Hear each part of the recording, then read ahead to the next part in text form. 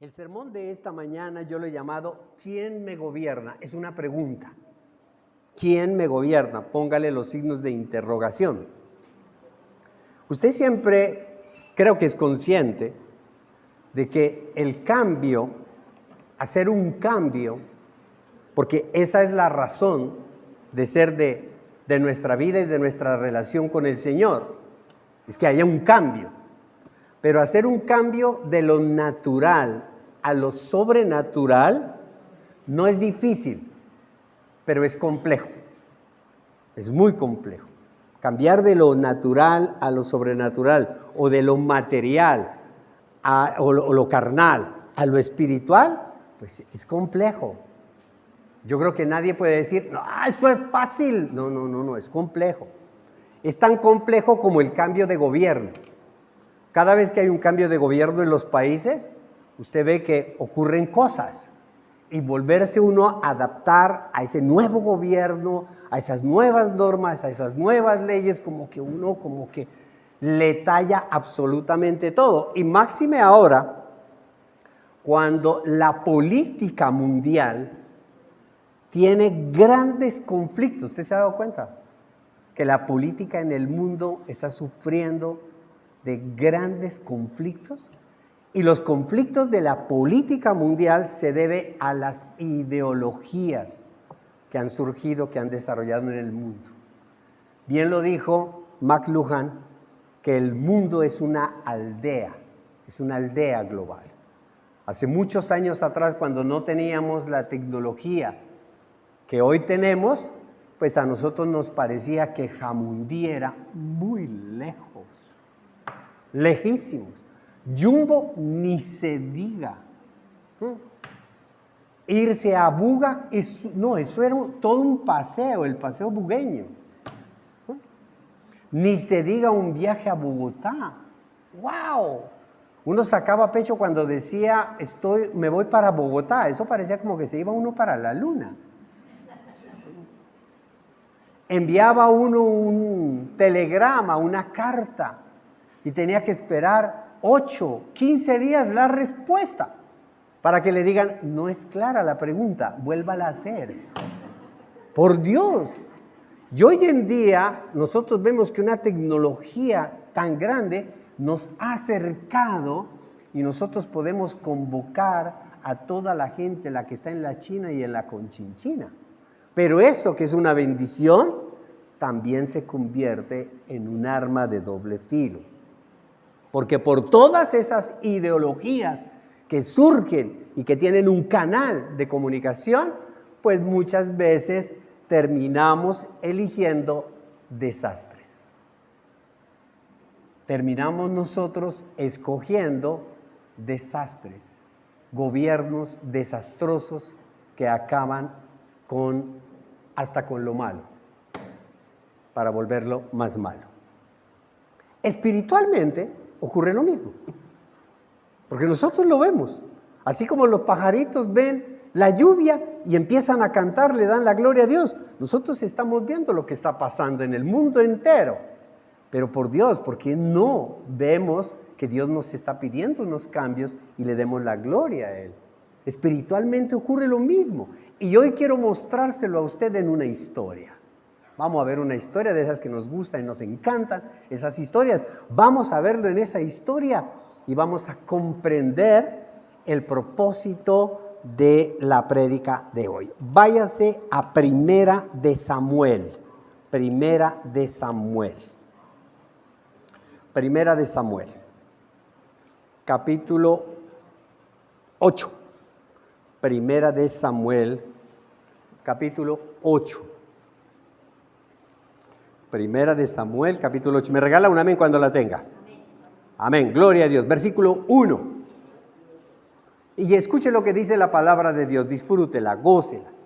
Pídale al Señor que le dé el discernimiento y la sabiduría para entender esta historia de más de 3.500 años atrás. Poderla entender y traerla a la realidad. Escuche. Cuando Samuel entró en años, ¿se acuerdan ustedes de Samuelito? ¿Se acuerdan ustedes de Samuelito?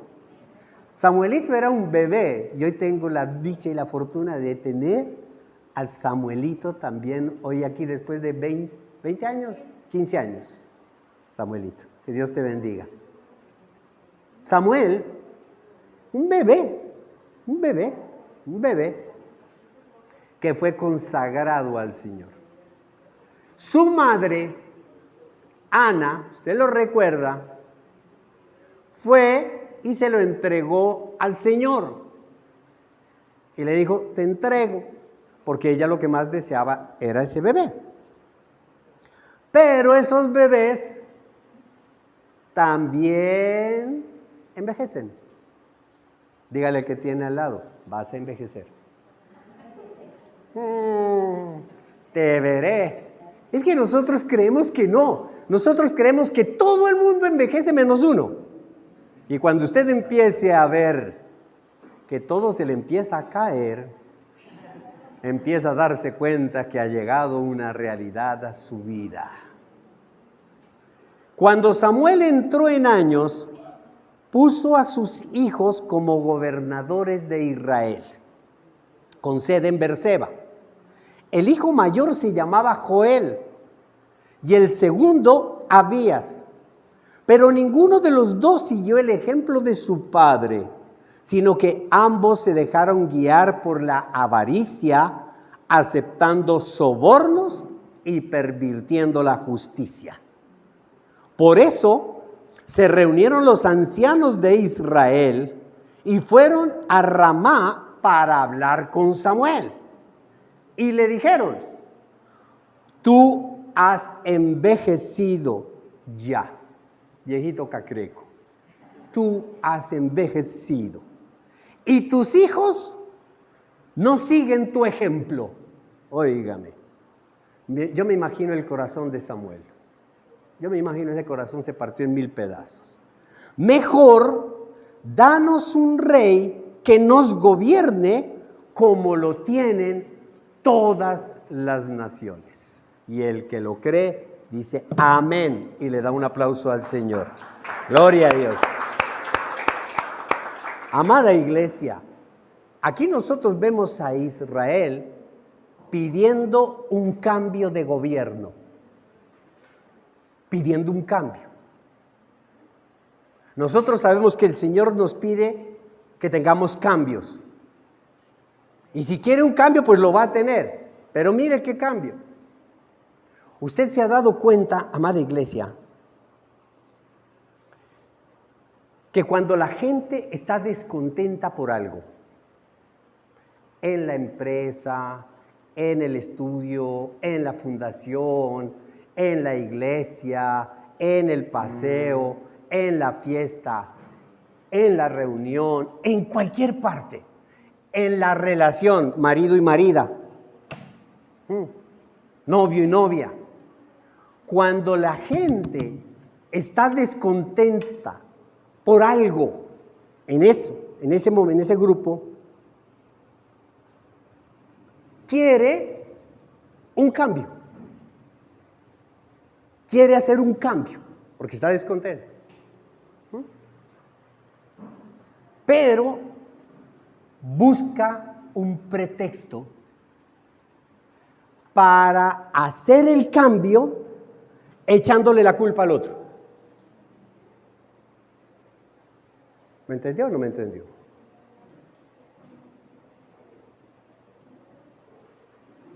Usted va a decir, pastor, es exagerado. No es exagerado. Hay personas en la iglesia que se quieren ir de la iglesia. Y eso no está mal, porque aquí nadie es prisionero. Cuando usted se quiera ir, la puerta gira en 2 sentidos, para entrar o para salir. Pero uno se pone a pensar, ¿por qué las personas tienen que buscar un pretexto para irse? Y el pretexto lo encuentran en el ventilador. El pretexto lo encuentran en la silla. El pretexto lo encuentran en que el vecino de al lado huele mal. El pretexto lo encuentran en bobadas y no en las cosas sustanciales no en las cosas verdaderas de peso que a mí me llevan verdaderamente a hacer un cambio. Este pueblo de Israel, cuando usted lo ve allí, lo vamos a ir desmenuzando, vivía rodeado de muchas naciones, en las cuales hacían y deshacían muchas cosas con permisividad y sin permisividad del rey. Y ellos comenzaron a ver que era mucho más agradable hacer lo que hacen esas naciones que hacer lo que Dios está mandando hacerles en Israel. Y por eso comienzan a sentir la necesidad de un cambio. Quieren cambiar de gobierno.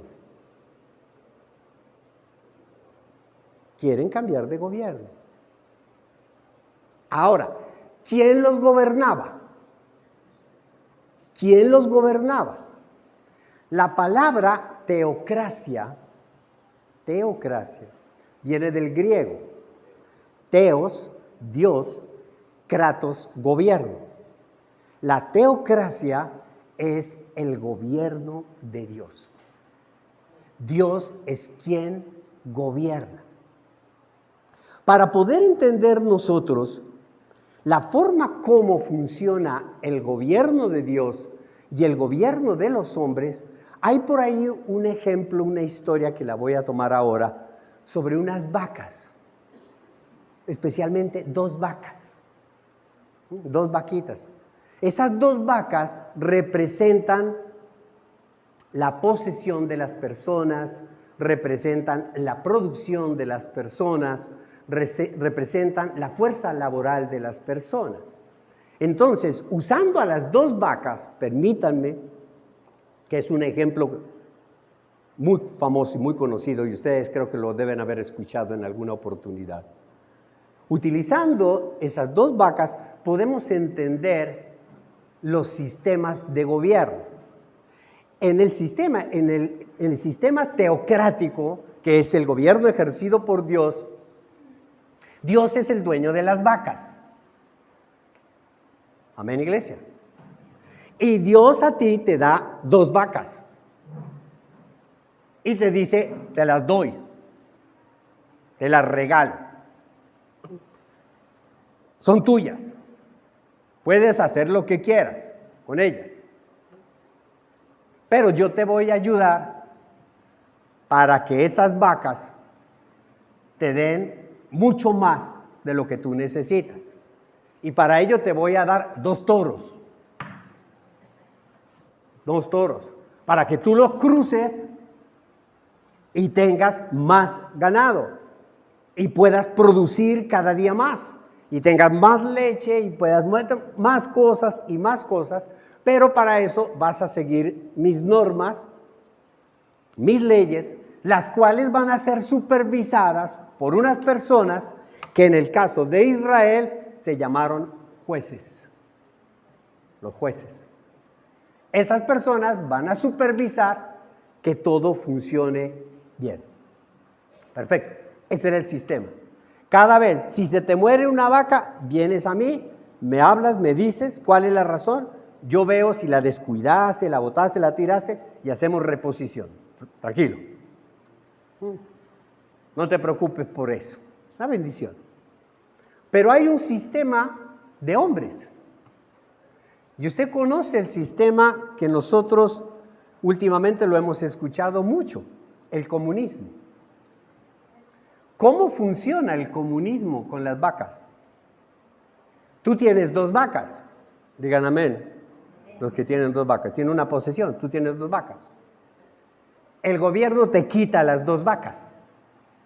Te las quita. Vengo por las 2 vacas. El gobierno ordeña las vacas. Y se queda con la leche. Y a ti te manda por la tarde medio litro de leche a la casa. Y que tú te contentes con ese medio litro de leche. Ese es el gobierno comunista. Pero también hay otro gobierno, el gobierno socialista. Tú tienes 2 vacas. El gobierno toma una de tus vacas, una. Tú tienes 2 vacas, el gobierno te quita una vaca y se la da al vecino vago de al lado que no tiene nada. ¿Y por qué se la da al vecino de al lado, vago, sinvergüenza, que no hace nada? Porque no tiene nada y tú tienes 2. Ese es el socialismo. Pero también encontramos el fascismo, o sea, fascista. ¿Cómo funcionarían las vacas? El gobierno toma tus 2 vacas, las ordeña y te vende la leche. Eso es mucho fascista. Amén, iglesia. También encontramos otro sistema de gobierno que es el nazismo, los nazis. Tú tienes 2 vacas, el gobierno te quita las 2 vacas y no deja testigos, te fusila. Ese es el nazismo. Y tenemos el capitalismo, usualmente más conocido para nosotros. Tú tienes 2 vacas, tú ordeñas ambas vacas, tú vendes una, pero no te alcanza el dinero para comprar un toro. Entonces el gobierno te presta en hipoteca de la vaca, de la otra, para que compres un toro y puedas producir más. Sigues pagando una hipoteca por toda tu vida y pagas por ese favor que te hizo el gobierno, pagas unos impuestos. Fuera de eso, te compra la leche y te la vuelve a vender, más cara de lo que te la compró. El capitalismo. Y todo eso funciona con una burocracia, porque el gobierno se vuelve el administrador de todo. Entonces el gobierno administra las vacas, tus 2 vacas, dice, yo las voy a administrar. Porque tú no eres buen mayordomo. Yo sí, dice el gobierno. Administra tus vacas y de pronto se le pierde una al gobierno. Y cuando tú reclamas, dice, ¿qué pasó con una de mis vacas? No sé, la llevábamos para La Guajira y se perdió. No sabemos quién la cogió, no sé, pero la vaquita se perdió. El gobierno ordeña entonces la única vaca que le queda. Y luego sale a decir que no sabe qué pasó, pero la leche se regó. Se regó la leche. Perdimos la leche. Necesitamos otras 2 vacas. Necesitamos otro marrano para que nos dé otras 2 vacas. Amada iglesia, el pueblo hebreo, si usted entendió esto, pide y exige cambiar el sistema teocrático de Dios por un sistema de gobierno del hombre de todo lo que yo le acabé de mencionar. Y uno queda absorto cuando uno dice, por Dios, ¿cómo se les ocurre hacer semejante sandez? Pero lo hicieron. Lo hicieron, amada iglesia. Y eso nos debe enseñar a nosotros que muchas veces terminamos nosotros haciendo lo mismo sin reconocerlo, como ellos aún no lo han reconocido después de 6,000 años de historia. La transición de la época de los jueces, en la cual está Samuel, la transición de los jueces a la monarquía que le pidieron en Israel fue una experiencia muy dolorosa, especialmente para Samuel. Para Samuel fue muy dolorosa. ¿Por qué? Porque Samuel, después de tantos años de dedicación, recuerde usted que Samuel se dedicó a la vida de Dios toda su vida. Toda la vida, desde niño entró a la presencia de Dios y se consagró a Dios en manos del sacerdote Elí. Fue criado en el mismo templo del Señor. Y luego es consagrado como profeta, como sacerdote, como juez de Israel. Llevaba más de 25 años en las labores de ser juez.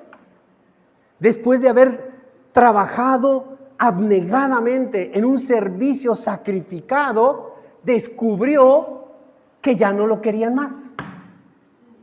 Descubrió que ya estaba viejo. Descubrió que la gente empezó a decir: estás viejito, cacreco, ya no te necesitamos, queremos un cambio. Por supuesto que a Samuel debe haberle partido el corazón. Ahora, es cierto que Samuel cometió un grave error. ¿Y cuál fue el error que cometió Samuel? Cuando él empezó a sentirse cansado, cuando él empezó a sentirse agobiado, cuando él empezó a sentir que las canas, que todo, comenzó a buscar ayuda, porque ya no lo podía hacer todo. Recuerde usted a nuestro Señor Jesucristo. Nuestro Señor Jesucristo se lo dijo a Pedro: Pedro, ¿me amas? No hace mucho predicamos sobre ello. Pedro, ¿me amas? Y al final de las tres expresiones del amor ágape de Jesús y el amor fileo de Pedro, Jesús termina diciéndole: en verdad te digo, Pedro, que tú vas a envejecer y que cuando estés viejito vas a necesitar ayuda para que alguien te vista. Para que alguien te vista. Por supuesto, la gente no entiende la época de la vejez sino cuando llega ella. Cuando llega ella. Y eso golpea, eso taladra el corazón. ¿Y cómo deberíamos nosotros haber sido de conscientes en nuestra juventud para entender a nuestros viejos, para que de la misma forma, cuando seamos viejos, también haya una mano solidaria que nos pueda ayudar? En esta semana, el jueves, miércoles, no recuerdo qué día, estuvimos en Palmira con mi esposa haciendo una vuelta en la alcaldía. Y cuando yo estoy sentado y el Señor me dice: llene estos daticos, estos formularios, aquí escriba el nombre. Yo, sí, ¿dónde? Aquí ponga su nombre. ¿Usted cómo se llama? Digo, tal, eso, escríbalo, ¿no? Yo lo sentía al Señor como muy auxiliador. Listo, haga aquí, ponga aquí. Y entre todas las preguntas las sabía, todas las preguntas, lo normal, edad, fecha de nacimiento, el teléfono, el correo, lo normal, estaba llenando un formulario. Pero no entendí una que decía población. Entonces, población, entonces le digo, ¿aquí qué escribo? Santa Elena, donde yo vivo, Palmira, Cali. Entonces el Señor se rió y me dijo: no, población, ahí escríbale adulto mayor. ¿Me está entendiendo? Mire el que tiene al lado. Si no lo ve viejo, va para allá también. Para allá va también, no se preocupe. Nos veremos allá. Cuando empiece a molestarle el reuma y toda la cosa. Samuel se sentía impotente porque cansado, agobiado, y sobre todo, amada iglesia, dirigir a un pueblo tan terco como el pueblo de Israel. Usted se imagina, dirigir a un pueblo, eso es supremamente desgastante. Entonces, cuando él ya era anciano, dice la palabra de Dios, que lo leímos, que él nombró a sus 2 hijos como gobernadores. Ayúdenme a gobernar. Los nombró. ¡Oh, error! ¿Por qué? Porque el único que podía nombrar gobernadores, jueces, era Dios. porque el sistema era teocrático. Entonces Samuel incurrió en un pecado que se llama nepotismo. Como si yo tuviera un hijo, hombre, o tuviera una hija, y cuando yo llegue aquí le diga, este hijo mío, esta hija mía, va a ser el pastor o la pastora de la iglesia. Eso es nepotismo. Yo nombro como pastor y como pastor a un hijo, a un familiar mío. Y esto lo hace Dios. Uno no tiene el derecho de hacerlo. ¿Me está entendiendo, amada iglesia? Ese es el sistema. Entonces Samuel incurrió en ese error, pero lo hizo no por engaño, no por maldad, lo hizo por necesidad. Y cuando yo veo esto, a mí me ministra muchísimo, porque yo muchas veces he hecho eso. Muchas veces yo necesito a alguien que me ayude, yo necesito algo, y termino uno emocionalmente, ay, me puede apoyar, y luego Dios llega y los corta. Y uno dice, ¿pero por qué? ¿Qué pasó? Yo que lo había nombrado, yo que le había pedido. No, papito, pero es que ese no lo eligió Dios. Y si no lo eligió Dios, perdón. En cambio, lo que Dios elige, permanece. Entonces uno entiende. Y uno, lo que siempre he manifestado, y lo seguiré manifestando, nosotros debemos aprender en cabeza ajena. Debemos aprender en cabeza ajena. Debemos aprender como los pajaritos, que va a llegar un día en que Dios nos bendice y tenemos que salir a darle la gloria a Dios, anunciar y decirle, amado Señor, qué bendición tan maravillosa. Amén, iglesia. Tanto los hijos de Samuel como los israelitas, el pueblo de Israel, y los ancianos que tenían una jerarquía de gobierno, pues lo habían defraudado. ¿Vieron cuál era la debilidad de Samuel? Y dijeron, aquí nos le metemos. Aquí nos le metemos. En lugar de decirle, nosotros lo que queremos es que nos gobierne directamente un rey, queremos tener las normas y las leyes de un rey y queremos un cambio. No, le dijeron, tú ya estás viejo, tú ya no sirves para nada, tú ya haces mal las cosas, tú te estás olvidando de todo y estás poniendo a tus hijos y tus hijos se llenaron de avaricia y esos ya no son gobernantes, siempre buscando la culpa, echarle la culpa a otro. Pero los intereses que tenía el pueblo, los ancianos en el corazón, eran otros. Eso era como para que cuando llegue Dios y diga, ¿qué pasó aquí?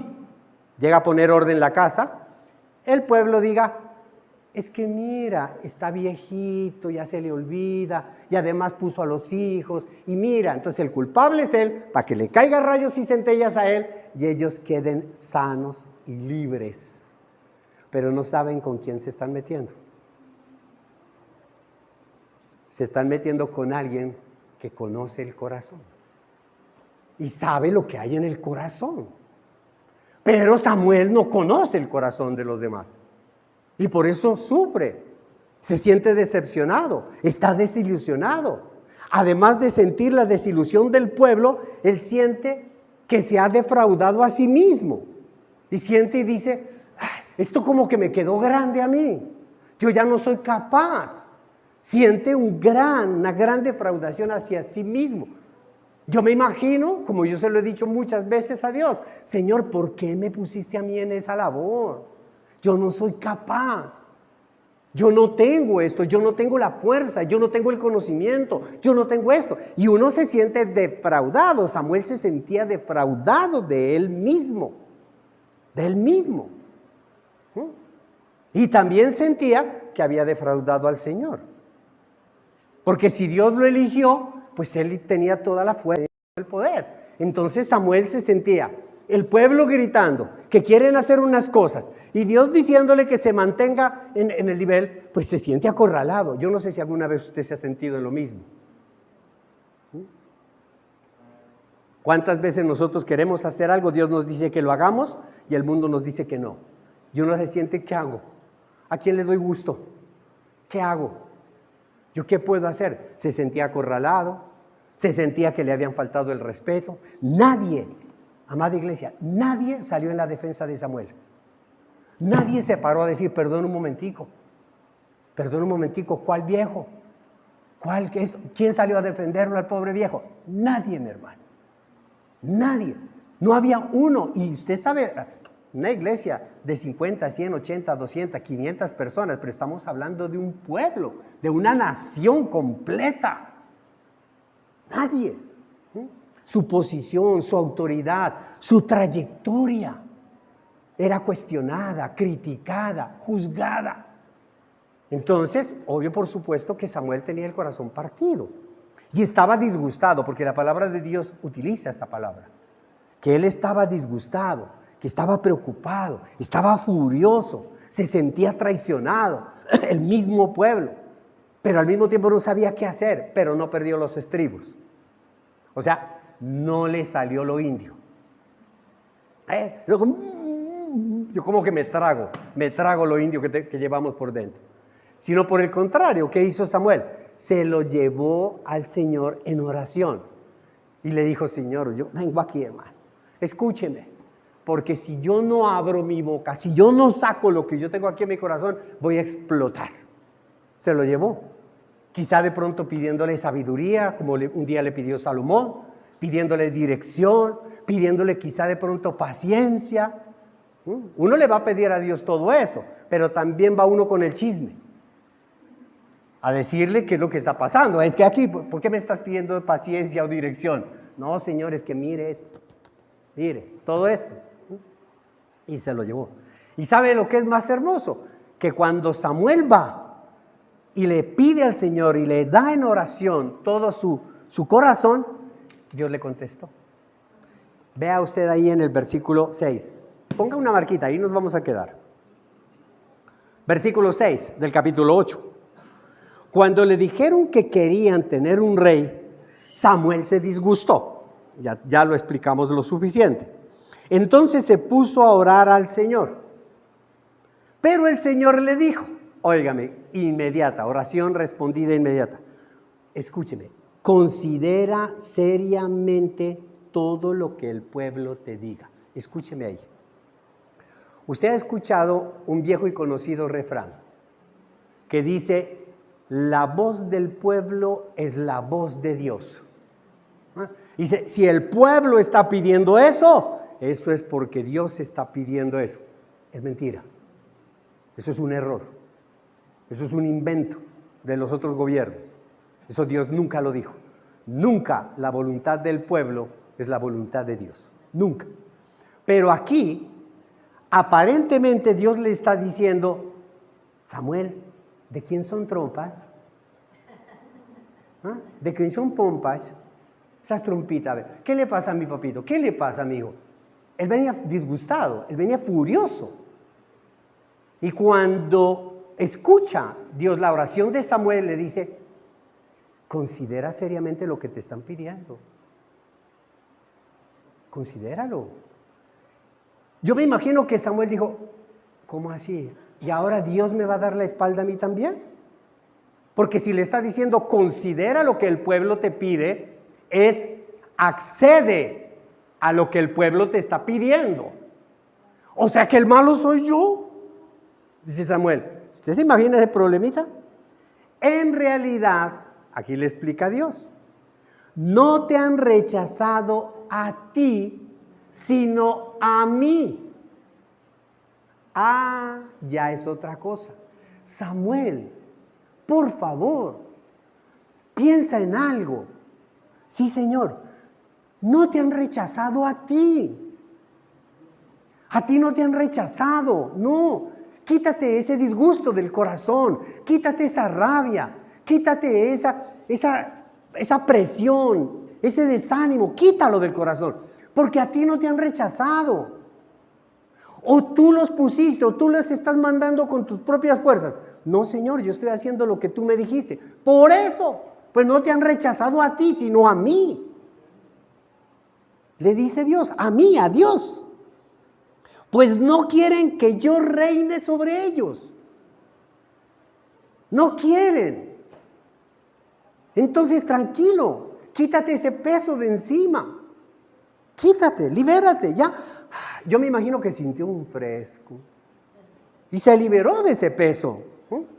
Te están tratando del mismo modo que me han tratado a mí desde el día en que lo saqué de Egipto hasta hoy. ¿Perdón? Samuel, lo que tú estás sintiendo ahora, ese rechazo que tú sientes de este pueblo, ese juzgamiento, esa crítica, papito, desde el día en que yo lo saqué de Egipto, desde el día en que yo lo saqué del mundo, siempre me han rechazado a mí, aún antes de que tú nacieras. Cientos y miles de años atrás me vienen rechazando. Es a mí al que rechazan. Le está diciendo Dios a Samuel. Él conoce el corazón. Para él no valen los pretextos, para él no valen las excusas que, ay Señor, lo que pasa es que, mira, es que el tiempo, es que el trabajo, es que la cosa, es que yo no pude ir por esto. No, para él no, a él no le sirve nada de eso. Para él todas son excusas. Porque él va no a tu cabeza, no a tu chequera, no a tu trabajo, no a tu universidad, no a nada. Él va a tu corazón. Y ahí en el corazón encuentra la verdad de tus actos. Así de sencillo. Por eso lo que hace es descargarlo a Samuel. No te angusties. Y es algo maravilloso. Muchas veces nosotros actuamos como Samuel y nos sentimos mal, nos sentimos rechazados. Nos sentimos rechazados por las personas, por la esposa, por el esposo, por el padre, por los hijos. Nos sentimos mal. Pero Dios nos está diciendo, no te sientas mal. Y Jesús nos lo ha aclarado muchas veces, amada iglesia. Él nos ha dicho que nosotros libramos todos los días una guerra espiritual, que no es contra las personas, no es la carne, no son las personas, es lo que hay atrás de. Es el diablo, el demonio, todo ese mundo espiritual maligno que comienza a mover esos corazones atrás y lo ponen en contra tuya. Ámalos, Samuel, ámalos con todo el corazón. El mismo Jesús, crucificado en la cruz, después de que todos lo juzgaron, lo condenaron y lo crucificaron, amada iglesia, decía, Señor, Padre Santo, perdónalos porque no saben lo que hacen. Porque sus corazones están engañados, porque están vedados, porque están ocultos a la verdad de Dios. Yo muero por ellos y muero con amor y por amor. No les tengas en cuenta este pecado. Líbralos del mal. Sálvalos, Señor, porque estoy dando mi vida por ellos. ¿Lo cree? Denle un aplauso al Señor.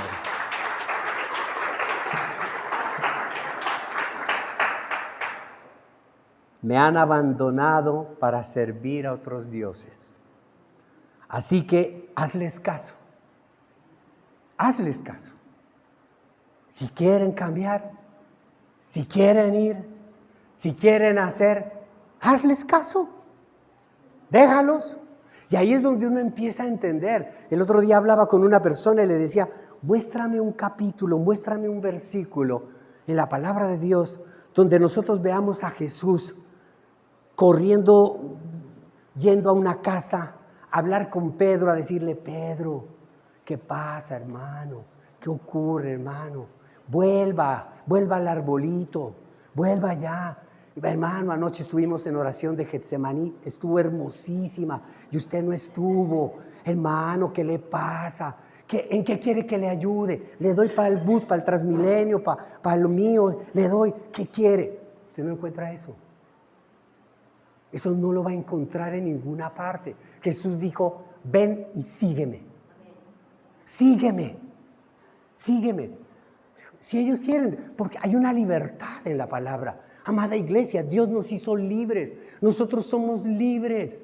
Libres para ir o para venir, para sentarse o para pararse. Usted es libre, libre de hacer lo que usted quiera. Usted cae un aguacero y puede decir, qué aguacero tan desgraciado. Usted es libre para maldecir el aguacero, o puede ser libre para decir, gloria a Dios, Señor, gracias por tu infinita misericordia, Señor, gracias por haber visto mi sed y sentir esa sed que estoy sintiendo. Usted es libre.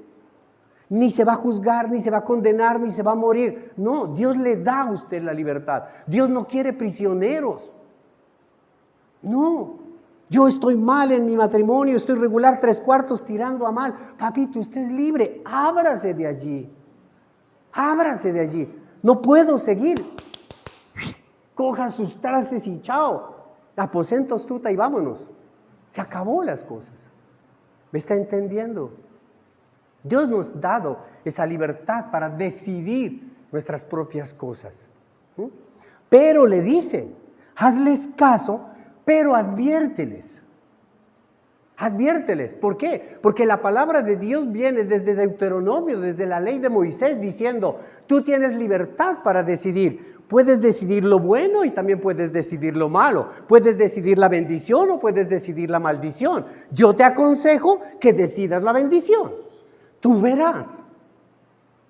Dice, adviérteles. ¿Por qué? Porque de pronto es probable que no hayan abierto sus ojos, que no hayan reconocido y que en la advertencia digan, yo no había caído en cuenta. ¿Cuántas veces nos ha pasado eso? ¿Cuántas veces nosotros estamos hablando con el esposo, con la esposa, con el papá, y uno le dice, mira mamá, mire esposo, mire hijo, no hagas esto, por esto, eso, y el hijo, el esposo, la esposa contesta, de verdad, yo no había caído en cuenta eso, de verdad, yo no había considerado eso, y tienes toda la razón. ¡Wow! La misma palabra de Dios dice, en la multitud de consejeros hay sabiduría. ¡Wow! Entonces, adviérteles. Adviérteles, usted se acuerda, en muchos sermones, tal vez te escuchen, tal vez no, pero tú les predicarás mi palabra. Es posible que te escuchen, es posible que no, pero tú les habrás advertido. Así de sencillo, es lo que le está diciendo Dios a Samuel. Entonces, versículo 10, entonces Samuel comunicó el mensaje del Señor a la gente que le estaba pidiendo un rey. Ahora, voy a leer el mensaje, pero lo invito para que en la medida en que usted está escuchando el mensaje de Dios, que se lo da a Samuel para que se los diga, usted lo compare con lo que está ocurriendo hoy en día. Porque aquí les está diciendo, este es el gobierno que ustedes quieren. Y les está mostrando, así como les mostré al principio, las clases de gobierno del hombre, que ninguno de ellos busca el beneficio y la bendición del hombre, solo el gobierno teocrático de Dios es el que busca la bendición del hombre y la salvación del hombre. Entonces les dice, muéstrales eso, y mira y escucha el mensaje. Esto es lo que hará el rey o el gobernante que va a ejercer el poder sobre ustedes. Les quitará a sus hijos para que se hagan cargo de los carros militares y la caballería. Les van a quitar a sus hijos para meterlos en el ejército, para que el ejército defienda al rey y te mate a ti cuando tú te opongas al rey. Va a dividir tu familia. Y para que le abran paso al carro real, para contentarlos, los hará comandantes y capitanes. Les dará cargos, les dará insignias. Y a otros los pondrá a labrar y cosechar y a fabricar armamentos y pertrechos para que lo defiendan a él. También les quitará a sus hijas para emplearlas como perfumistas, cocineras y panaderas. Lo más bajo de la producción, para que sostengan al Estado, para que sostengan al gobierno. Se apoderará de sus mejores campos. ¿Cómo así? Tú tienes 1000 hectáreas, 500 para el vecino, 500 para ti. ¿Y cómo así? ¿Mucho? No, 100 para ti y vamos a repartir esto para los demás. Se apoderará de sus mejores campos, viñedos y olivares y se los dará a sus ministros. Te quitan a ti las cosas y luego los ministros usted los ve viajando. Ay, Dios mío. Y a ustedes les exigirá una 10ª parte de sus cosechas y vendimias para entregársela a sus funcionarios y ministros, los impuestos y las reformas tributarias. ¿Ah? Esto es viejo. Esto no fue escrito ayer. Esto es muy viejo. Además les quitarán sus criados y criadas y sus mejores bueyes y asnos, de manera que trabajen para él. Todo el trabajo para él. Les exigirá una 10ª parte de sus rebaños y ustedes mismos les servirán como esclavos. Cuando llegue aquel día, clamarán por causa del rey que hayan escogido, pero el Señor no les responderá. Ese fue el mensaje. ¿Cómo reacciona el pueblo? ¿Cómo reacciona la iglesia cuando escucha domingo a domingo, miércoles a domingo, miércoles a miércoles, la palabra de Dios con el mensaje de Dios? ¿Reacciona igual o le creen a Dios? El pueblo, sin embargo, no le hizo caso a Samuel, sino que protestó. De ninguna manera queremos un rey que nos gobierne. Así seremos como las otras naciones, con un rey que nos gobierne y que marche al frente de nosotros cuando vayamos a la guerra. Perdón, ¿usted sabe lo que acaban de decir? La palabra de Dios dice que nosotros estaremos ante el tribunal de Cristo confesando toda palabra ociosa que ha salido de nuestra boca. Aquí están diciendo, necesitamos un rey que salga de frente. ¿Y es que Dios nunca ha salido? ¿Dios nunca marchó de frente? Los jueces, los caudillos, todos los profetas de Dios no marcharon al frente y no murieron por el pueblo. Necesitamos un rey. Después de oír lo que el pueblo quería, Samuel se lo comunicó al Señor. Señor, esto fue lo que me contestaron. Hazles caso, respondió el Señor, y dales un rey. Entonces Samuel les dijo a los israelitas, regresen a sus pueblos. Es decir, había un mitin, hicieron una marcha, una protesta. Todos llegaron allá protestando y les dijo, regresen, hemos hecho un acuerdo con mucho gusto, entonces vamos a hacer elecciones y votaciones para darles el rey que ustedes necesitan y vuelvan indios patirrajados a sus casas. Óigame. ¿Ah? Debemos tener mucho cuidado en lo que nosotros deseamos, porque muchas veces deseamos cosas que no son agradables para Dios. Un hombre que aún en su corazón tenía a Cristo, Benjamin Franklin, dijo, si a un hombre se le cumpliera la mitad de los deseos que tiene en su corazón, solo la mitad, se duplicarían sus problemas. Porque el 99% de nuestros deseos son carnales. Son carnales. Y todos nuestros deseos nos llevan a problemas. Esos deseos carnales. Samuel sabía que lo que el pueblo estaba pidiendo estaba mal. Estaba mal. Lo que estaban pidiendo era problemas. Dios los había liberado. Se olvidaron del yugo de la esclavitud de Egipto. Oigan, se olvidaron. ¿Por qué? Porque estos no padecieron eso. La esclavitud de Egipto, esta generación no la padeció. Se olvidaron lo que pasaron sus hijos. Y nosotros nos olvidamos lo que han pasado nuestros padres. Nos olvidamos la época de la violencia. Aquí es muy cerquita, en el valle, muy cerquita. Nos olvidamos. Y quizá de pronto nosotros, al ser viejitos cacrecos, nuestros hijos, nuestros nietos y las nuevas generaciones se van a olvidar de lo que estamos viviendo hoy en día, de que están pasando cosas, pero no hacemos absolutamente nada para remediarlas. Samuel les estaba diciendo que les esperaban grandes dolores de cabeza, que los reyes que ellos estaban pidiendo serían mucho peores, que ellos estaban saliendo de Guatemala para entrar en Guatepeor.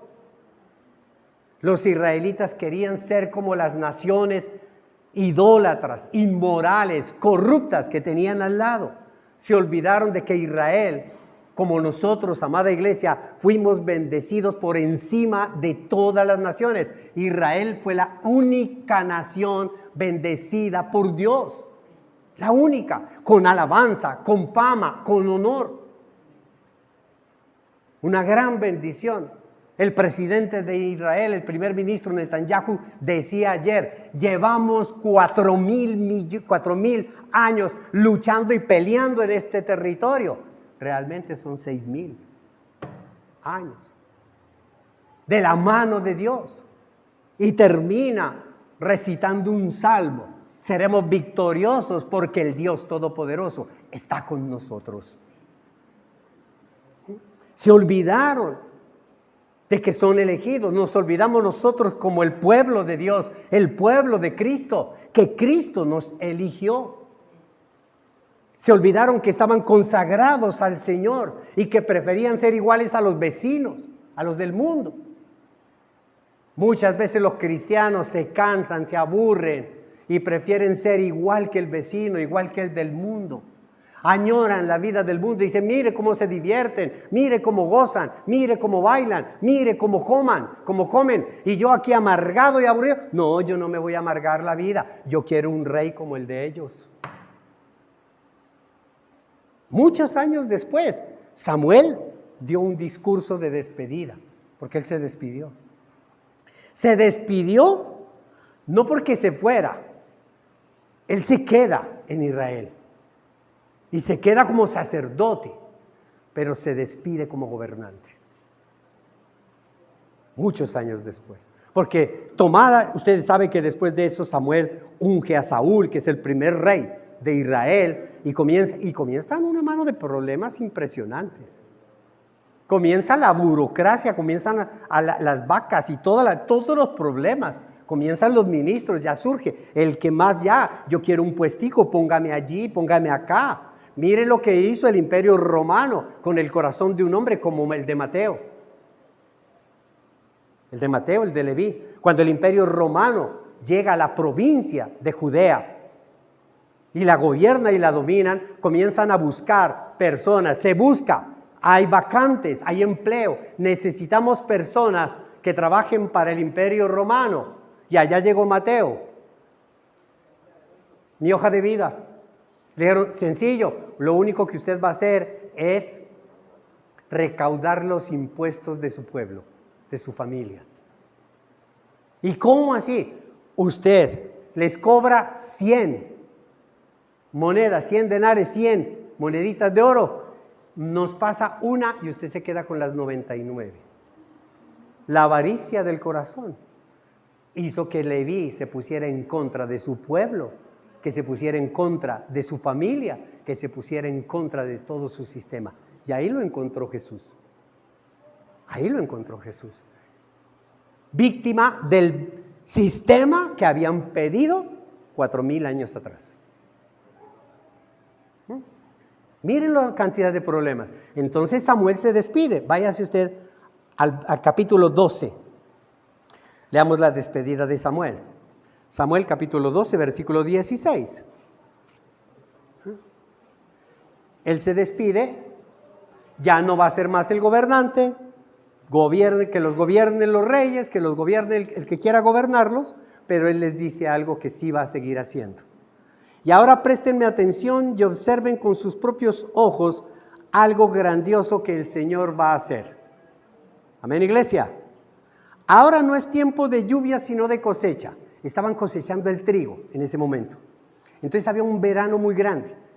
La cosecha se hacía en época de verano, no había lluvia. Dice, como pueden ver, hay un tiempo maravilloso.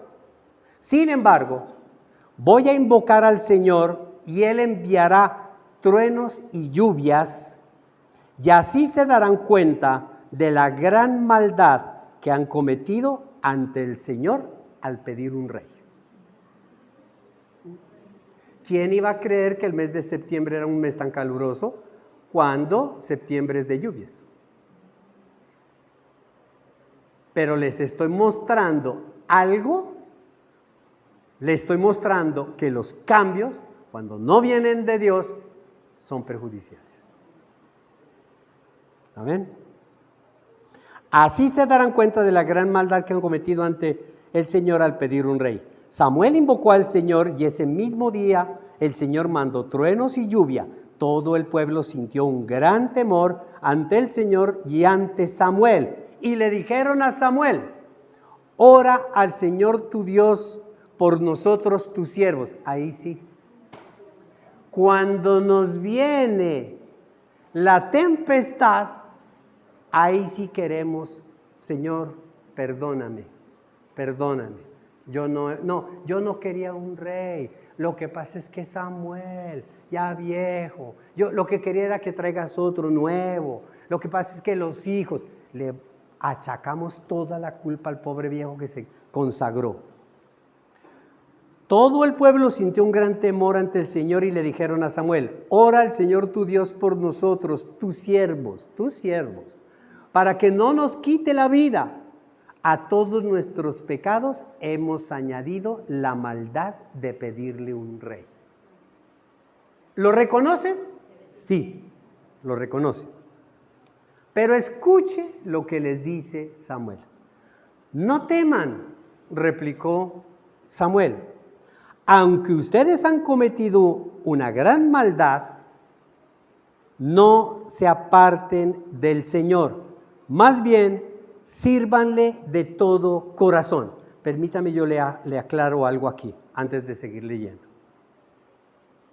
Samuel les está diciendo: ¿están arrepentidos?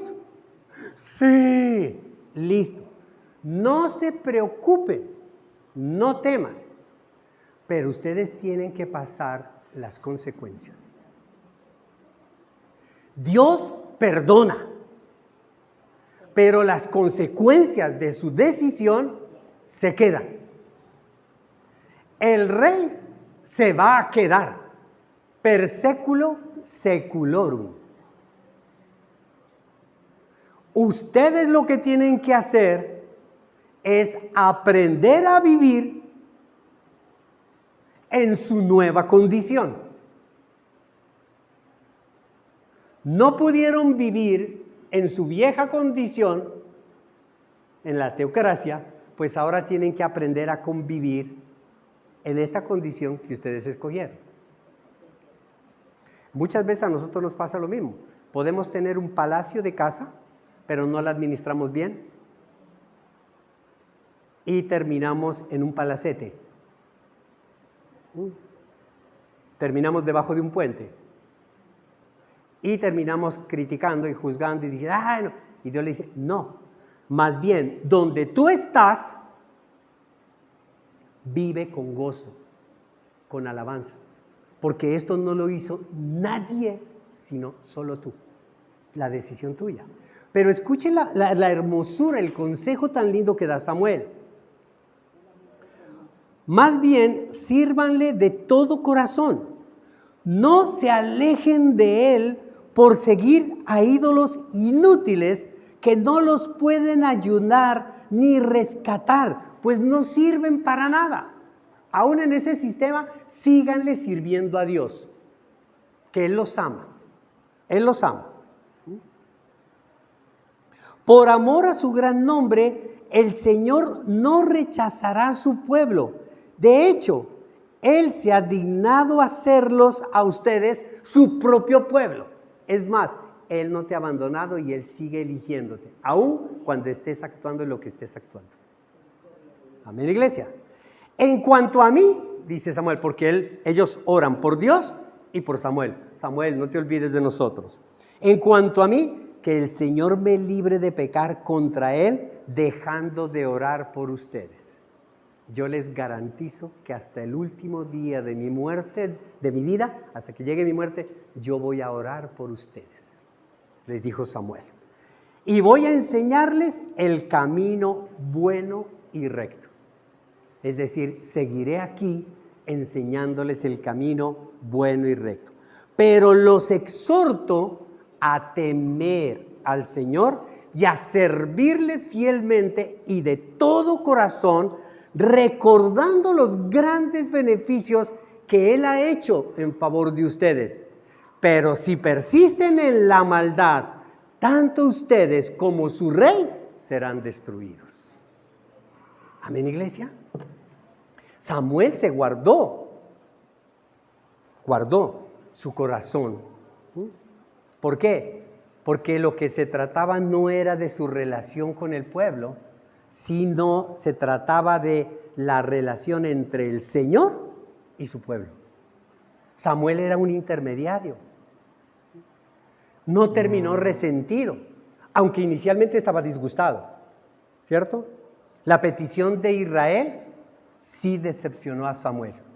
Muchas veces las peticiones de las personas, las acciones de las personas nos decepcionan a nosotros, pero no decepcionan a Dios. No. ¿Por qué? Porque él le había dicho a Moisés, escúcheme esta perla y esta revelación. Siglos atrás, ¿usted sabe cuántos años tiene un siglo? 100.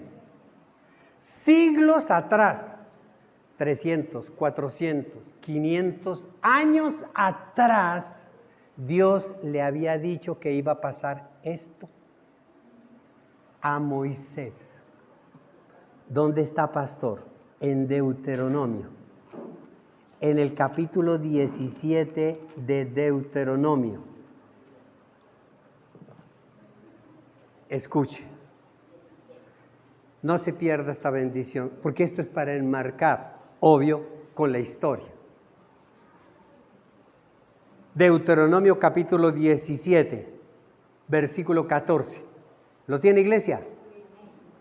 Cuando tomes posesión, amada iglesia, está hablando el Señor a través de Moisés, van a entrar a la tierra prometida apenas. Están viendo esa tierra prometida. Cuando tomes posesión de la tierra que te da el Señor tu Dios y te establezcas allí, en esa tierra, como ya estaba. Si alguna vez dices, quiero tener sobre mí un rey que me gobierne, así como lo tienen todas las naciones que me rodean, si llegas a sentir ese deseo, asegúrate de nombrar como rey a uno de tu mismo pueblo, uno que el Señor tu Dios elija, que Él elija, no el hombre. No aceptes como rey a ningún forastero o extranjero. El llamado, amada iglesia, es aceptar un rey que Dios haya elegido. El Señor nos manda obediencia a nuestros gobernantes siempre y cuando las leyes vayan en beneficio de los hombres, de las personas, y no contravengan la voluntad divina. Y nos manda oración por nuestros gobernantes. Pero el llamado es aceptar un rey que Dios haya elegido y no el que nosotros deseamos. Y ese rey, elegido por Él mismo es nuestro Señor Jesucristo. Él es el rey. ¿Quieren un rey? Con mucho gusto que les voy a dar un rey. ¿Y quién es el rey? Yo mismo voy a ir y voy a gobernarlos a ustedes. ¿Y cómo es ese gobierno de Jesús? Lo veremos el próximo domingo. Y el que lo cree dice amén y amén y amén. Gloria a Dios.